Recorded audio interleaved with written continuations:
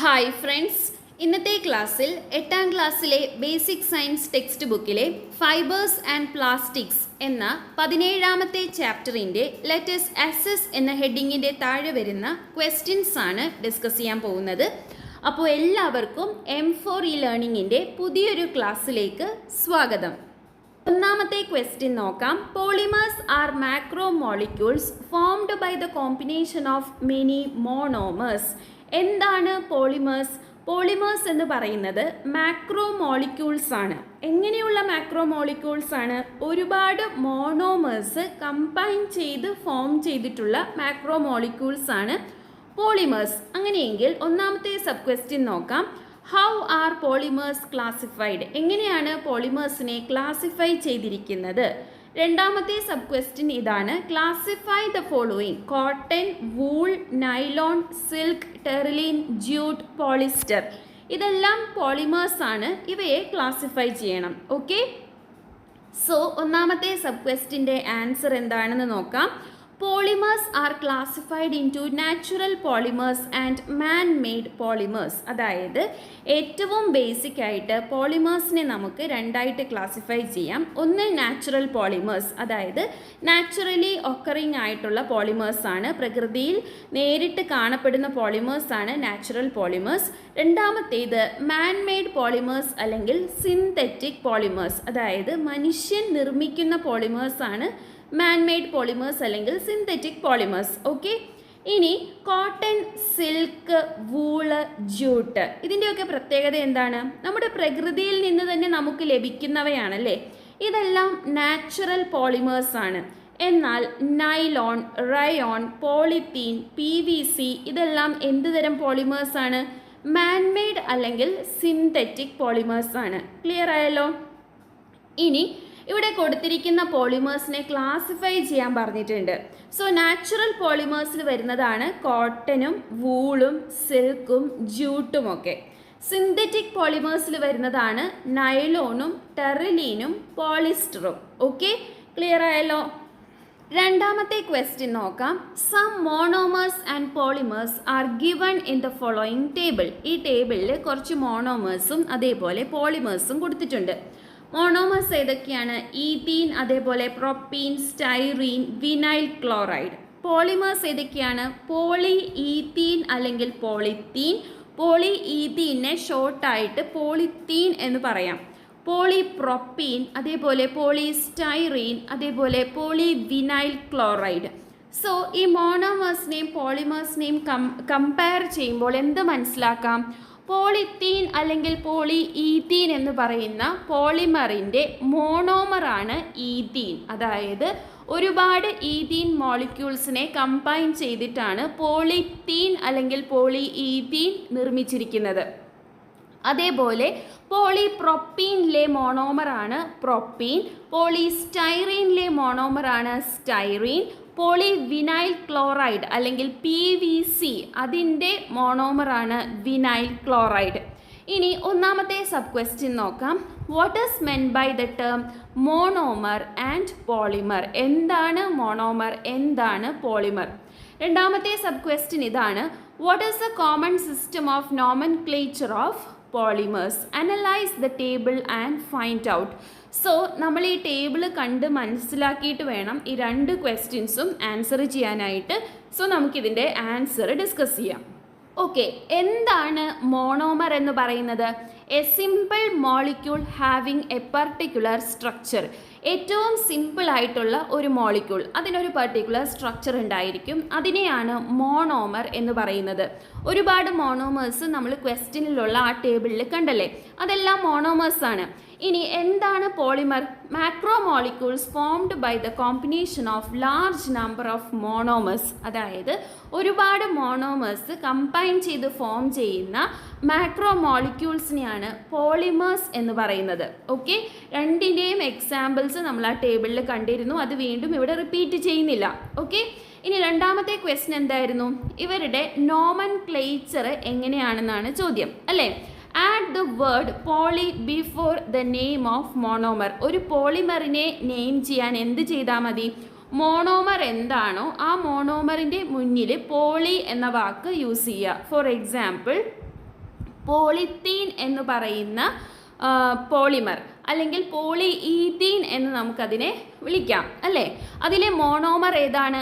ഈത്തീൻ ആണ്. സോ ഈത്തീൻ്റെ മുന്നിൽ പോളി എന്ന വാക്ക് യൂസ് ചെയ്തപ്പോൾ നമുക്ക് പോളിമർ കിട്ടി, ശരിയല്ലേ. ഈത്തീനിൻ്റെ മുന്നിലായിട്ട് പോളി എന്ന വാക്ക് യൂസ് ചെയ്യുമ്പോൾ പോളി ഈത്തീൻ അല്ലെങ്കിൽ ഷോർട്ടായിട്ട് പോളിത്തീൻ എന്ന് നമുക്ക് പറയാം. അതേപോലെ പോളിസ്റ്റൈറീൻ ഇതെല്ലാം നമ്മൾ ആ ടേബിളിൽ കണ്ടിരുന്നു. ക്ലിയർ ആയല്ലോ. ഇനി മൂന്നാമത്തെ ക്വസ്റ്റ്യൻ നോക്കാം. Natural fibres and synthetic fibres are used in the field of textile manufacturing. അതായത് ടെക്സ്റ്റൈൽ ഇൻഡസ്ട്രിയിൽ നാച്ചുറൽ ഫൈബേഴ്സും അതേപോലെ സിന്തറ്റിക് ഫൈബേഴ്സും ഒരേപോലെ ഉപയോഗിക്കുന്നുണ്ട്. Compare their merits and demerits and tabulate. അതായത് നാച്ചുറൽ ഫൈബേഴ്സിൻ്റെ ആണെങ്കിലും സിന്തറ്റിക് ഫൈബേഴ്സിൻ്റെ ആണെങ്കിലും മെറിറ്റ്സും ഡിമെറിറ്റ്സും കമ്പയർ ചെയ്യാനാണ് പറഞ്ഞിരിക്കുന്നത്. രണ്ടാമത്തെ സബ് ക്വസ്റ്റ്യൻ എന്താണ്? Which of these clothes is most suited for the following situation, give reason. അതായത് താഴെ 2 സിറ്റുവേഷൻസ് തന്നിട്ടുണ്ട്. ഈ സിറ്റുവേഷൻസിൽ ഏത് തരം ക്ലോത്ത്സ് ആണ് ഏറ്റവും സ്യൂട്ടബിൾ, നാച്ചുറൽ ഫൈബേഴ്സ് ആണോ സിന്തറ്റിക് ഫൈബേഴ്സ് ആണോ എന്നാണ് ചോദ്യം. ഓക്കെ, അതിൻ്റെ റീസണും പറയണം. അതിലെന്തൊക്കെയാണ് situation? While cooking in the kitchen, അടുക്കളയിൽ നമ്മൾ പാകം ചെയ്തുകൊണ്ടിരിക്കുന്ന സമയത്ത് ഏത് തരം ക്ലോത്ത്സ് ആണ് സ്യൂട്ടബിൾ ആയിട്ടുള്ളത്. അതേപോലെ സമ്മറിൽ ഏത് തരം ക്ലോത്ത്സ് ആണ് നമുക്ക് സ്യൂട്ടായിട്ടുള്ളത് എന്നാണ് ചോദ്യം. ഓക്കെ, സോ ആദ്യത്തെ ക്വസ്റ്റ്യൻ്റെ ആൻസർ നമുക്ക് രണ്ടാമത് ഡിസ്കസ് ചെയ്യാം. ആദ്യം നമുക്ക് സെക്കൻഡ് പാർട്ടിൻ്റെ ആൻസർ നോക്കാം. ഓക്കെ, ഈ 2 സിറ്റുവേഷൻസിലും അതായത് അടുക്കളയിലാണെങ്കിലും സമ്മർ സീസണിലാണെങ്കിലും ഏറ്റവും ആപ്റ്റ് ആയിട്ടുള്ളത് നാച്ചുറൽ ഫൈബേഴ്സ് ആണ്. എന്തുകൊണ്ടാണ് അങ്ങനെ? Because they are not inflammable. അടുക്കളയിൽ എന്ന് പറയുമ്പോൾ നമ്മൾ ഗ്യാസ് ഉപയോഗിക്കുന്നുണ്ട്, തീ കത്തിക്കുന്നുണ്ട്, ശരിയല്ലേ. അപ്പോൾ പെട്ടെന്ന് കത്ത് പിടിക്കാത്ത തരം മെറ്റീരിയൽസ് വേണം നമ്മൾ അടുക്കളയിൽ ഉപയോഗിക്കാൻ. അതെങ്ങനത്തെയാണ്? അത് നാച്ചുറൽ ഫൈബേഴ്സ് ആണ്. അതേപോലെ ചൂട് കാലത്ത് എന്ന് പറയുമ്പോൾ നമ്മൾ നല്ല രീതിയിൽ വിയർക്കും. ഈ വിയർപ്പിനെ അബ്സോർബ് ചെയ്യാൻ പറ്റുന്ന മെറ്റീരിയൽസ് വേണം നമ്മൾ ചൂട് കാലത്ത് യൂസ് ചെയ്യാൻ. നാച്ചുറൽ ഫൈബേഴ്സിന് സ്വെറ്റിനെ നല്ല രീതിയിൽ അബ്സോർബ് ചെയ്യാനായിട്ട് പറ്റും. നമ്മുടെ സ്കിന്നിന് ഒരു തരം ഇറിറ്റേഷനും ഉണ്ടാക്കുകയുമില്ല. അതേപോലെ നല്ല എയറേഷനുള്ള ക്ലോത്ത്സ് ആണ് നാച്ചുറൽ ഫൈബേഴ്സിൻ്റേത്. ഓക്കെ, സോ ഈ 2 സിറ്റുവേഷനിലും നമ്മൾ നാച്ചുറൽ ഫൈബേഴ്സ് ആണ് ഉപയോഗിക്കേണ്ടത്. ഇനി നമുക്ക് ഒന്നാമത്തെ സബ് ക്വസ്റ്റിൻ്റെ ആൻസർ നോക്കാം. അതായത് നാച്ചുറൽ ഫൈബേഴ്സിൻ്റെയും സിന്തറ്റിക് ഫൈബേഴ്സിൻ്റെയും മെറിറ്റ്സും ഡിമെറിറ്റ്സും കമ്പയർ ചെയ്യാം. ഓക്കെ, സോ ഇവിടെ നാച്ചുറൽ ഫൈബേഴ്സിൻ്റെ ഏറ്റവും ഇമ്പോർട്ടൻ്റ് ആയിട്ടുള്ള ഒരു മെറിറ്റാണ് it is comfortable to wear. എന്നാൽ സിന്തറ്റിക് ഫൈബേഴ്സിൻ്റെ ഒരു ഡിമെറിറ്റ് ആണ് it is not much comfortable to wear എന്നുള്ളത്. അതായത് നാച്ചുറൽ ഫൈബേഴ്സ് കോട്ടൺ ആണെങ്കിലും ജ്യൂട്ട് ആണെങ്കിലും വൂളാണെങ്കിലും സിൽക്ക് ആണെങ്കിലും നമ്മൾ ധരിക്കുമ്പോൾ അത് നമുക്ക് നല്ല കംഫർട്ടായിരിക്കും, സ്കിന്നിന് ഇറിറ്റേഷൻസ് ഒന്നും ഉണ്ടാക്കില്ല. എന്നാൽ സിന്തറ്റിക് ഫൈബേഴ്സ് അങ്ങനെയല്ല. ഓക്കെ, ഇനി natural fibres it is not inflammable, പെട്ടെന്ന് കത്ത് പിടിക്കുന്ന തരം മെറ്റീരിയൽ അല്ല നാച്ചുറൽ ഫൈബേഴ്സ്. എന്നാൽ സിന്തറ്റിക് ഫൈബേഴ്സ് പെട്ടെന്ന് കത്തുപിടിക്കും. ഫോർ എക്സാമ്പിൾ പോളിസ്റ്റർ അങ്ങനത്തെ ക്ലോത്ത്സ് ഒക്കെ പെട്ടെന്ന് തീ പിടിക്കും. ഇനി ability to absorb water, natural ഫൈബേഴ്സിന് വെള്ളത്തെ നല്ല രീതിയിൽ അബ്സോർബ് ചെയ്യാനായിട്ട് പറ്റും. ഫോർ എക്സാമ്പിൾ സമ്മർ സീസൺസിൽ നമ്മുടെ വിയർപ്പൊക്കെ നല്ല രീതിയിൽ നാച്ചുറൽ ഫൈബേഴ്സ് അബ്സോർബ് ചെയ്യും. എന്നാൽ synthetic fibres they have less ability to absorb water.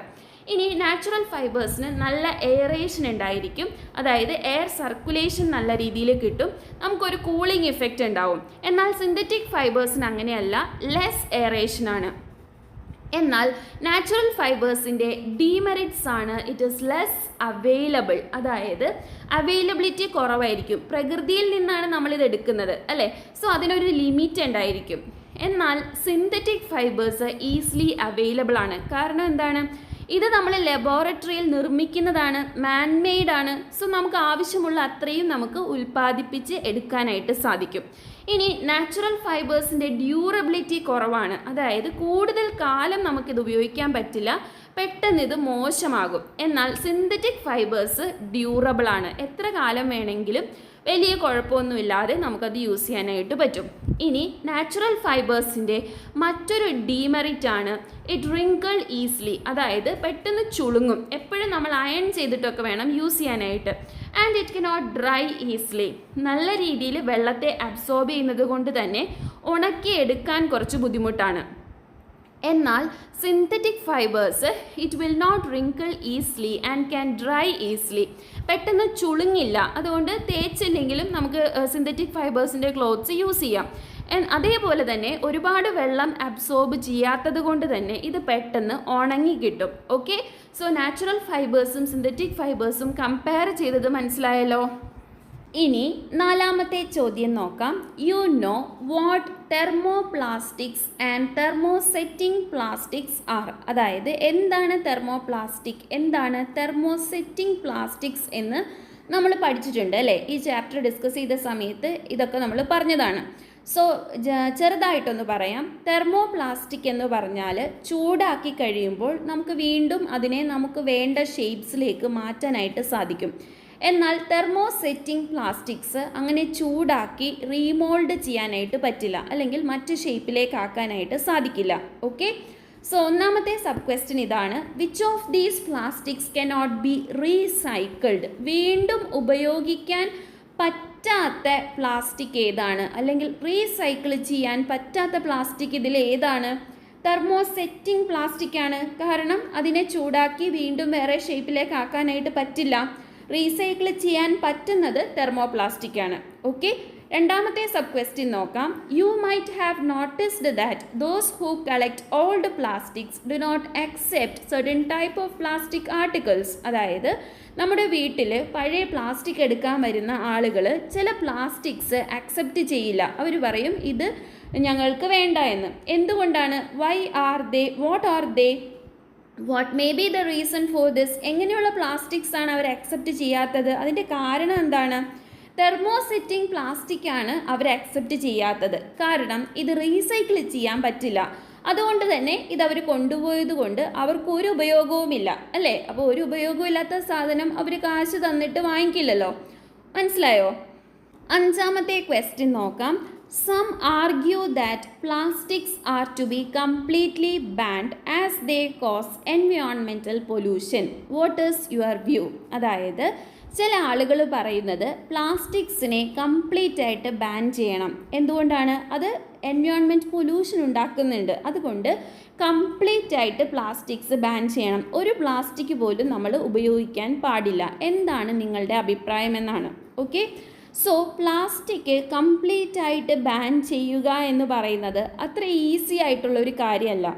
നിങ്ങൾ ഡെയിലി ഉപയോഗിക്കുന്ന സാധനങ്ങളൊന്ന് ലിസ്റ്റ് ചെയ്താൽ തന്നെ അതിൽ ഒരുപാട് പ്ലാസ്റ്റിക് ഐറ്റംസ് ഉണ്ടായിരിക്കും. അതിനെയെല്ലാം പ്ലാസ്റ്റിക് അല്ലാത്ത മെറ്റീരിയൽസ് ആക്കി മാറ്റുക എന്നുള്ളത് അത്ര ഈസി ആയ കാര്യമല്ല. അപ്പോൾ നമുക്ക് എന്താണ് ചെയ്യാൻ പറ്റുക? No, without plastic we cannot manage daily life. നമ്മളുടെ ഒരു ദിവസം പ്ലാസ്റ്റിക് ഇല്ലാതെ കൊണ്ടുപോകുക എന്ന് പറയുന്നത് അത്ര എളുപ്പമല്ല. ചെയ്യാനൊക്കെ പറ്റും, എന്നാൽ അത് അത്ര എളുപ്പമുള്ള കാര്യമല്ല. Control the use of plastics is A best way. ഏറ്റവും ബെസ്റ്റ് വേ എന്ന് പറയുന്നത് ഇതിൻ്റെ യൂസ് ലിമിറ്റ് ചെയ്യുക. ആവശ്യമുള്ള പ്ലാസ്റ്റിക് മാത്രം ഉപയോഗിക്കുക. Avoid disposable plastic products and use thermoplastic materials which can be recycled. അതായത് ഒരു പ്രാവശ്യം യൂസ് ചെയ്തിട്ട് എറിഞ്ഞ് കളയേണ്ടി വരുന്ന തരത്തിലുള്ള പ്ലാസ്റ്റിക് നമ്മൾ ഉപയോഗിക്കാതിരിക്കുക. അതാണ് ഡിസ്പോസിബിൾ പ്ലാസ്റ്റിക് പ്രോഡക്ട്സ് ഉപയോഗിക്കരുത് എന്ന് പറയുന്നത്. അതേപോലെ തെർമോപ്ലാസ്റ്റിക് മെറ്റീരിയൽസ് കൊണ്ട് നിർമ്മിച്ചിട്ടുള്ള പ്ലാസ്റ്റിക് ഐറ്റംസ് ഉപയോഗിക്കുക. അപ്പോൾ നമുക്കതിനെ റീസൈക്കിൾ ചെയ്യാനായിട്ട് പറ്റും. ഇനി എന്താണ്? Do not burn plastic or bury it in earth. അതായത് പ്ലാസ്റ്റിക് വേസ്റ്റായിട്ട് വരുന്ന സമയത്ത് അത് കത്തിച്ച് കളയാതിരിക്കുക. അതേപോലെ ഭൂമിയിൽ കുഴിച്ചിടാതെയും ഇരിക്കുക. ഓക്കെ, സോ അങ്ങനെ നമുക്ക് എൻവയോൺമെൻറ്റ് പൊല്യൂഷനെ കുറയ്ക്കാനായിട്ട് സാധിക്കും. മനസ്സിലായോ? ആറാമത്തെ ക്വസ്റ്റ്യൻ നോക്കാം. The school science club has decided to conduct a poster propaganda for creating awareness about pollution due to plastic. അതായത് പ്ലാസ്റ്റിക് മൂലമുണ്ടാകുന്ന പൊല്യൂഷനെ കുറിച്ച് അവയർനെസ് ഉണ്ടാക്കുന്ന തരത്തിലുള്ള പോസ്റ്റേഴ്സ് ഡെവലപ്പ് ചെയ്യാനാണ് പറഞ്ഞിരിക്കുന്നത്. ഓക്കെ, സോ ഇതിന് ഒരുപാട് ഐഡിയാസ് നിങ്ങൾ ഗൂഗിളിലൊക്കെ സെർച്ച് ചെയ്താൽ കിട്ടും. അതിൽ 2 എണ്ണം ജസ്റ്റ് ഇവിടെ കാണിച്ചിട്ടുണ്ട്. സോ ഇതിൽ എന്തൊക്കെ മാറ്ററാണ് ഇൻക്ലൂഡ് ചെയ്യേണ്ടത് എന്ന് നമുക്കിവിടെ നോക്കാം. ആദ്യം തന്നെ അവോയ്ഡ് ഡിസ്പോസിബിൾ പ്ലാസ്റ്റിക് പ്രോഡക്ട്സ്, അതായത് ഡിസ്പോസിബിൾ പ്ലാസ്റ്റിക് പ്രോഡക്ട്സ് ഒരു പ്രാവശ്യം ഉപയോഗിച്ചിട്ട് എറിഞ്ഞു കളയേണ്ടി വരുന്ന തരത്തിലുള്ള പ്ലാസ്റ്റിക് പ്രോഡക്ട്സ് ഉപയോഗിക്കാതിരിക്കുക. അതിന് പകരമായിട്ട് നമുക്ക് എന്തൊക്കെ ഉപയോഗിക്കാം? ഗ്ലാസ് ഐറ്റംസ് ഉപയോഗിക്കാം, അതേപോലെ സെറാമിക് യുട്ടൻസിൽസ് ഉപയോഗിക്കാം, പിന്നെ നാച്ചുറൽ സബ്സ്റ്റൻസസ് ഉപയോഗിക്കാം. ഗ്ലാസിൻ്റെയോ സെറാമിക്കിൻ്റെയോ അല്ലെങ്കിൽ നാച്ചുറൽ ആയിട്ടുള്ള സബ്സ്റ്റൻസസ് നമുക്ക് യൂട്ടൻസിൽസ് ആയിട്ട് ഉപയോഗിക്കാം. ഫോർ എക്സാമ്പിൾ, വാഴയിൽ നമുക്ക് ഭക്ഷണം കഴിക്കാനും പൊതിഞ്ഞോണ്ട് പോകാനൊക്കെ യൂസ് ചെയ്യാം അല്ലേ.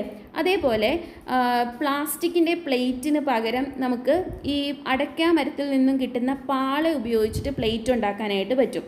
അതേപോലെ പ്ലാസ്റ്റിക്കിൻ്റെ ഗ്ലാസ് ഉപയോഗിക്കുന്നതിന് പകരം പേപ്പർ ഗ്ലാസ്സോ അല്ലെങ്കിൽ ചിരട്ടയോ നമുക്ക് ഗ്ലാസ് ആയിട്ട് ഉപയോഗിക്കാം. അതൊക്കെ പോസ്റ്റേഴ്സ് ഉണ്ടാക്കാൻ പറ്റിയ നല്ല ഐഡിയാസാണ്. ഇനി use paper or natural materials for ഡെക്കറേഷൻസിനായിട്ട് പ്ലാസ്റ്റിക്കിൻ്റെ തോരണങ്ങളൊക്കെ ഉപയോഗിക്കുന്നതിന് പകരം അല്ലെങ്കിൽ പ്ലാസ്റ്റിക് പൂക്കൾ ഒക്കെ ഉപയോഗിക്കുന്നതിന് പകരം എന്തൊക്കെ ഉപയോഗിക്കാം? പേപ്പറിൻ്റെയോ അല്ലെങ്കിൽ നാച്ചുറൽ ആയിട്ടുള്ള മെറ്റീരിയൽസ് ഉപയോഗിക്കാം. ഓക്കെ, ഇനി don't dump plastic materials in soil. പ്ലാസ്റ്റിക്കിൻ്റെ ഒരു സാധനവും നമ്മൾ സോയിലിൽ അല്ലെങ്കിൽ മണ്ണിൽ കൊണ്ടുപോയിട്ട് കളയരുത്, അല്ലെങ്കിൽ കുഴിച്ചിടരുത്, അതേപോലെ കത്തിക്കരുത്. ഓക്കെ, സോ ഈ ഐഡിയാസൊക്കെ വെച്ചിട്ട് നിങ്ങൾക്ക് പോസ്റ്റേഴ്സ് ഡെവലപ്പ് ചെയ്യാനായിട്ട് പറ്റും. സോ അതിൻ്റെ 2 മാതൃക ഇവിടെ കൊടുത്തിട്ടുണ്ട്. ഇതേപോലെ നിങ്ങൾ വരച്ച് ഡെവലപ്പ് ചെയ്താൽ മതി. ഓക്കെ, ഇനി 7ാമത്തെ ചോദ്യം നോക്കാം. What suggestions can you propose to realize the concept of plastic waste free school? അതായത് നമ്മുടെ സ്കൂളിനെ പ്ലാസ്റ്റിക് വേസ്റ്റ് ഫ്രീ ആക്കാനായിട്ട് എന്തൊക്കെ സജഷൻസ് ആണ് നിങ്ങളുടെ മുന്നിലുള്ളത്? അതാണ് ചോദ്യം. ഓക്കെ, സോ അതിനായിട്ട് 4 പോയിൻറ്റ്സ് നമുക്ക് നോക്കാം. ഒന്നാമത്തേത് റെഡ്യൂസ് ആണ്. അതായത് buy only what you need, because a better way to reduce waste is by not creating it. അതായത് പ്ലാസ്റ്റിക്കിൻ്റെ വേസ്റ്റ് നമുക്ക് കുറയ്ക്കണം. അതായത് നമുക്ക് ആവശ്യമുള്ള പ്ലാസ്റ്റിക് ഐറ്റംസ് മാത്രം ഉപയോഗിക്കുക, അപ്പോൾ വേസ്റ്റ് വരില്ല. മനസ്സിലായോ? സോ ആവശ്യമുള്ളത് മാത്രമാണ് നമ്മൾ വാങ്ങിക്കുന്നത് എങ്കിൽ നമുക്ക് വേസ്റ്റ് കുറയ്ക്കാനായിട്ട് പറ്റും. ഇനി അടുത്തത് റീയൂസ് ആണ്. Instead of throwing out plastic product, try repurposing them because plastics exist for long time. ഈ പ്ലാസ്റ്റിക്കിനെ നമുക്ക് പെട്ടെന്ന് നശിപ്പിച്ച് കളയാനായിട്ട് പറ്റില്ല. അപ്പോൾ വീണ്ടും ഉപയോഗിക്കാൻ പറ്റുന്ന രീതിയിലുള്ള പ്ലാസ്റ്റിക് ഐറ്റംസ് വേണം നിങ്ങൾ വാങ്ങിക്കാനായിട്ട്. Example, use refill in ball pens. ഒരു ബോൾ പെൻ വാങ്ങിച്ചിട്ട് അതിൻ്റെ റീഫിൽ കഴിയുമ്പോൾ ആ പെന്നടക്കം നമ്മൾ എറിഞ്ഞു കളയരുത്. പകരം റീഫില്ല് യൂസ് ചെയ്യാൻ പറ്റുന്ന ബോൾ പെൻസ് ഉപയോഗിക്കുക. Use thick plastics which can be reused. അതായത് തിക്കായിട്ടുള്ള റീസൈക്കിൾ ചെയ്യാൻ പറ്റുന്ന പ്ലാസ്റ്റിക് ഉപയോഗിക്കുക. The banning of plastics below the thickness of 30 micron aims at this. അതായത് 30 മൈക്രോണിൽ താഴെ കട്ടിയുള്ള പ്ലാസ്റ്റിക്സ് നിരോധിച്ചിരിക്കുകയാണ്. എന്തുകൊണ്ടാണ്? അതിന് നമുക്ക് റീസൈക്കിൾ ചെയ്യാൻ പറ്റില്ല. അപ്പോൾ റീസൈക്കിൾ ചെയ്യണം എന്നുള്ളൊരു മോട്ടീവോട് കൂടിയാണ് ഈ 30 മൈക്രോണിൽ താഴെ തിക്നെസ് ഉള്ള പ്ലാസ്റ്റിക്സിനെ ബാൻ ചെയ്തിരിക്കുന്നത്. When thickness increases, a tendency will arise to use it again. അതായത് നല്ല കട്ടിയുള്ള പ്ലാസ്റ്റിക് ആണെങ്കിൽ അത് നമ്മൾ വീണ്ടും വീണ്ടും ഉപയോഗിക്കാനായിട്ട് ശ്രമിക്കും. ഓക്കെ, ഇനി അടുത്ത ഒരു സ്റ്റെപ്പാണ് recycling. It is a process by which the plastic which is rendered useless is heated and subjected to a certain process to produce new materials. അതായത് റീസൈക്ലിംഗ് എന്ന് പറഞ്ഞാൽ എന്താണ്? ഈ പ്ലാസ്റ്റിക്കിനെ, നമുക്ക് വേണ്ടാത്ത പ്ലാസ്റ്റിക്കിനെ എല്ലാം ചൂടാക്കി ചില കെമിക്കൽ പ്രോസസ്സിലൂടെയൊക്കെ കടത്തിവിട്ട് മറ്റ് ഷേപ്പിലുള്ള മെറ്റീരിയൽസ് ഉണ്ടാക്കുന്നതാണ് റീസൈക്ലിംഗ് എന്ന് പറയുന്നത്. സോ റീസൈക്കിൾ ചെയ്യാൻ പറ്റുന്ന തരത്തിലുള്ള പ്ലാസ്റ്റിക്കാണ് നമ്മൾ ഉപയോഗിക്കുന്നതെങ്കിൽ നമ്മുടെ ആവശ്യം കഴിയുമ്പോൾ അത് റീസൈക്ലിങ്ങിനായിട്ട് നൽകാനായിട്ട് പറ്റും. ഇനി അടുത്തത് റെഫ്യൂസ് ആണ്. അതായത് we can avoid the use of plastics when it is not necessary. നമുക്ക് പ്ലാസ്റ്റിക് ആവശ്യമില്ലാത്ത ഒരു സ്ഥലത്ത് നമ്മളത് ഉപയോഗിക്കേണ്ട ആവശ്യമില്ല, അവിടെ നമുക്കത് അവോയ്ഡ് ചെയ്യാം. Avoid thin plastic covers when things are boat. അതായത് നമ്മൾ കടയിൽ പോയിട്ട് ഒരു സാധനം വാങ്ങിക്കാൻ നേരത്ത് അവിടെ 50 പൈസ കിറ്റിൽ ആ സാധനം വാങ്ങിച്ചുകൊണ്ട് വരേണ്ട ആവശ്യമില്ല. നമ്മളുടെ വീട്ടിൽ നിന്നും നമ്മളൊരു പേപ്പർ ബാഗോ അല്ലെങ്കിൽ ഒരു ക്ലോത്ത് ബാഗോ കൂടെ കരുതിയിട്ടുണ്ടെങ്കിൽ ആ കടയിൽ നിന്നും നമ്മൾ ആ പ്ലാസ്റ്റിക് എടുക്കേണ്ട ആവശ്യമില്ല. Use cloth bag or paper bag or thick plastic covers which can be used for long time. ഒരുപാട് കാലം ഉപയോഗിക്കാൻ പറ്റുന്ന ബാഗ്സ് നമ്മൾ കയ്യിൽ കരുതുക. നമ്മൾ എന്ത് വാങ്ങിക്കാൻ പോകുമ്പോഴും നമ്മുടെ കയ്യിൽ ഒരു ബാഗ് ഉണ്ടായിരിക്കണം. സോ അൺവാണ്ടഡ് ആയിട്ട് പ്ലാസ്റ്റിക് നമ്മുടെ വീട്ടിലേക്ക് വരുന്നത് നമുക്ക് അവോയ്ഡ് ചെയ്യാനായിട്ട് പറ്റും. Use steel water bottles instead of plastic bottles. ഇപ്പോൾ സ്കൂളിൽ കുട്ടികൾ പോകുന്ന സമയത്ത് പ്ലാസ്റ്റിക് ബോട്ടിൽസിൽ വാട്ടർ കൊണ്ടുപോകാതെ സ്റ്റീൽ വാട്ടർ ബോട്ടിൽസിൽ വെള്ളം കൊണ്ടുപോകാം. അപ്പോൾ എന്താണ്, കൂടുതൽ കാലം നമുക്ക് ഈ സ്റ്റീൽ വാട്ടർ ബോട്ടിൽസ് യൂസ് ചെയ്യാനും പറ്റും. അത് നമ്മുടെ ഹെൽത്തിന് നല്ലതാണ്. ഈ പ്ലാസ്റ്റിക് ബോട്ടിൽസ് ഉപയോഗിക്കുന്നത് നമുക്ക് അവോയ്ഡും ചെയ്യാം. ഇനി wrap your tiffin box with a cotton towel instead of plastic covers. നമ്മുടെ ലഞ്ച് ബോക്സ് അല്ലെങ്കിൽ ടിഫിൻ ബോക്സ് കവറിൽ പൊതിയുന്നതിന് പകരം കോട്ടൺ ടവലിൽ നമുക്ക് പൊതിഞ്ഞ് എന്താ പറയുക, തുണിയുടെ തന്നെ ഒരു ബാഗിൽ നമുക്കത് സ്റ്റോർ ചെയ്യാനായിട്ട് പറ്റും. അങ്ങനെയൊക്കെ നമുക്ക് ഈ പ്ലാസ്റ്റിക്കിൻ്റെ ഉപയോഗം കുറയ്ക്കാനായിട്ട് സാധിക്കും. മനസ്സിലായല്ലോ? സോ ഇപ്പം നമ്മൾ ടോട്ടൽ 7 ക്വസ്റ്റ്യൻസ് ഡിസ്കസ് ചെയ്തു. ഇത്രയും ക്വസ്റ്റ്യൻസ് ആണ് ഈ ഒരു ചാപ്റ്ററിലുള്ളത്. എല്ലാ ക്വസ്റ്റ്യൻസും നിങ്ങൾക്ക് മനസ്സിലായി എന്ന് വിചാരിക്കുന്നു. നിങ്ങളുടെ അഭിപ്രായങ്ങളും നിർദ്ദേശങ്ങളും കമൻറ്റായി അറിയിക്കാൻ മറക്കരുത്. അതുപോലെ ഇതുവരെ നമ്മുടെ ചാനൽ സബ്സ്ക്രൈബ് ചെയ്തിട്ടില്ലാത്ത കൂട്ടുകാർ എന്തായാലും ചാനലൊന്ന് സബ്സ്ക്രൈബ് ചെയ്ത് സപ്പോർട്ട് ചെയ്യണം. അതോടൊപ്പം തന്നെ വീഡിയോയുടെ ലിങ്ക് നിങ്ങളുടെ ഫ്രണ്ട്സിന് ഷെയർ ചെയ്ത് കൊടുക്കാനും മറക്കരുത്. സോ മറ്റൊരു വീഡിയോയിൽ കാണുന്നത് വരെ താങ്ക് യു ഫ്രണ്ട്സ്.